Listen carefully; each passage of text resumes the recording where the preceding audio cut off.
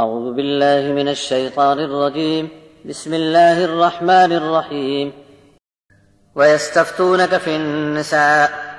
قُلِ اللَّهُ يُفْتِيكُمْ فِيهِنَّ وَمَا يُتْلَىٰ عَلَيْكُمْ فِي الْكِتَابِ فِي يَتَامَى النِّسَاءِ اللَّاتِي لَا تُؤْتُونَهُنَّ مَا كُتِبَ لَهُنَّ وَتَرْغَبُونَ أَن تَنكِحُوهُنَّ وَالْمُسْتَضْعَفِينَ مِنَ الْوِلْدَانِ وَأَن تَقُومُوا لِلْيَتَامَى بِالْقِسْطِ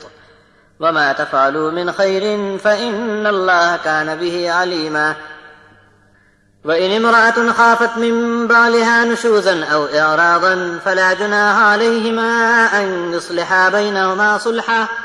وَالصُّلْحُ خَيْرٌ وَأُحْضِرَتِ الْأَنْفُسُ الشُّحَّ وَإِنْ تُحْسِنُوا وَتَتَّقُوا فَإِنَّ اللَّهَ كَانَ بِمَا تَعْمَلُونَ خَبِيرًا وَلَنْ تَسْتَطِيعُوا أَنْ تَعْدِلُوا بَيْنَ النِّسَاءِ وَلَوْ حَرَصْتُمْ فَلَا تَمِيلُوا كُلَّ الْمَيْلِ فَتَذَرُوهَا كَالْمُعَلَّقَةِ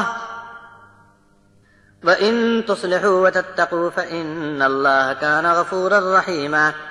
وَإِن يَتَفَرَّقَا يُغْنِ اللَّهُ كُلًّا مِّن سَعَتِهِ وَكَانَ اللَّهُ وَاسِعًا حَكِيمًا وَلِلَّهِ مَا فِي السَّمَاوَاتِ وَمَا فِي الْأَرْضِ وَلَقَدْ وَصَّيْنَا الَّذِينَ أُوتُوا الْكِتَابَ مِن قَبْلِكُمْ وَإِيَّاكُمْ أَنِ اتَّقُوا اللَّهَ وَإِن تَكْفُرُوا فَإِنَّ لِلَّهِ مَا فِي السَّمَاوَاتِ وَمَا فِي الْأَرْضِ وَكَانَ اللَّهُ غَنِيًّا حَمِيدًا وَلِلَّهِ مَا فِي السَّمَاوَاتِ وَمَا فِي الْأَرْضِ وَكَفَىٰ بِاللَّهِ وَكِيلًا إِن يَشَأْ يُذْهِبْكُمْ أَيُّهَا النَّاسُ وَيَأْتِ بِآخَرِينَ وَكَانَ اللَّهُ عَلَىٰ ذَٰلِكَ قَدِيرًا مَّن كَانَ يُرِيدُ ثَوَابَ الدُّنْيَا فَعِندَ اللَّهِ ثَوَابُ الدُّنْيَا وَالْآخِرَةِ وَكَانَ اللَّهُ سَمِيعًا بَصِيرًا۔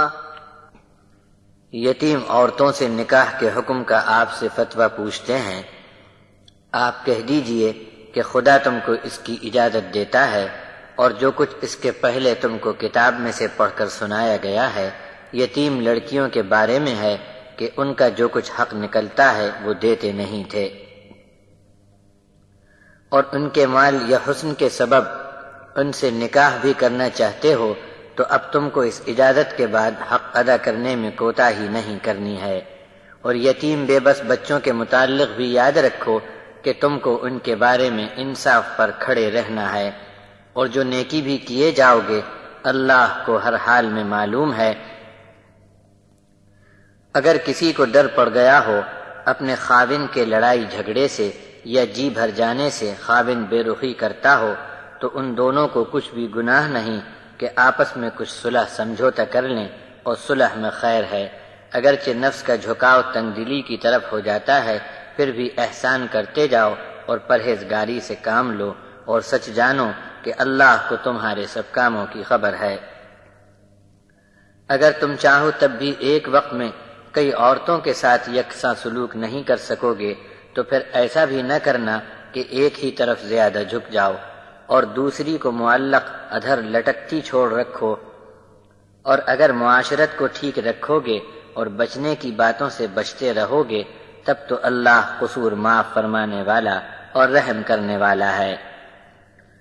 پھر اگر نباہ نہ ہو اور دونوں الگ ہو گئے تب بھی اللہ ہر ایک کو دوسرے کی محتاجی سے محفوظ کر دے گا۔ اللہ بڑی کشادگی والا اور حکمت والا ہے، اور آسمانوں اور زمین میں جو کچھ بھی ہے سب اللہ کا ہے، اور یقیناً ہم نے وصیت فرما دی تھی ان لوگوں کو جو تم سے پہلے کتاب پا چکے تھے، اور تم کو بھی یہی کہتے ہیں کہ اللہ کی نافرمانی کے وبال سے بچتے رہو، اور اگر نہ مانو گے تو بلا شبہ آسمانوں اور زمین میں سب کا سب صرف اللہ کا ہے۔ اللہ کو کسی کی کچھ بھی پرواہ اور حاجت نہیں، وہ تو ہر طرح کی تعریفوں کا مستحق ہے، اور اللہ کا ہے جو کچھ آسمانوں اور زمین میں ہے، اور اللہ کافی ہے کام بنانے کے لیے۔ اے انسانوں، اگر وہ چاہے تو تم کو یہاں سے ہٹا دے اور لے آوے دوسروں کو، اور اللہ کو اس پر قدرت ہے۔ جو کوئی چاہے ثواب دنیا کا تو پس اللہ کے پاس تو دنیا اور آخرت دونوں کا ثواب موجود ہے، اور اللہ خوب سننے والا اور خوب جاننے والا ہے۔